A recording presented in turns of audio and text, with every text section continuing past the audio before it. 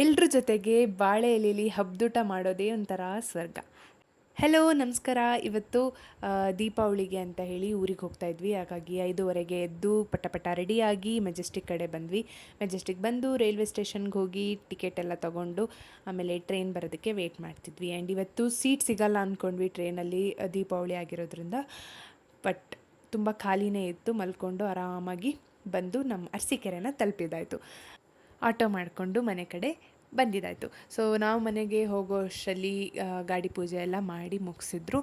ನೋಡಿ ರಂಗೋಲಿ ಎಷ್ಟು ಸಖತ್ತಾಗಿದ್ದರೆ ನಮ್ಮ ಅಕ್ಕನೇ ಹಾಕಿರೋದು. ಆಮೇಲೆ ಇವತ್ತು ಲಕ್ಷ್ಮೀ ಪೂಜೆ ಮತ್ತು ಹಿರಿಯರ ಪೂಜೆ ಎರಡನ್ನೂ ಕೂಡ ಮಾಡಿ ಮುಗಿಸಿ ಆಮೇಲೆ ಸುಮ್ಮನೆ ಹಂಗೆ ರೆಸ್ಟ್ ತಗೊಳ್ಳೋಣ ಅಂತ ಹೇಳಿ ಒಂದು ಸ್ವಲ್ಪ ಹೊತ್ತು ಹಾಗೆ ಮಾತಾಡ್ಕೊಂಡು ಕೂತ್ಕೊಂಡು ಆಮೇಲೆ ಸಾಂಗು, ಮೋಜು, ಮಸ್ತಿ, ಕಾಮಿಡಿ ಇವನ್ನೆಲ್ಲ ಮುಗಿಸ್ಕೊಂಡು ಸಾಯಂಕಾಲ ಎಲ್ಲರೂ ಕ್ಯೂಟಾಗಿ ಸ್ವೀಟಾಗಿ ಟ್ರೆಡಿಷ್ನಲ್ ಆಗಿ ರೆಡಿಯಾಗಿದ್ವಿ.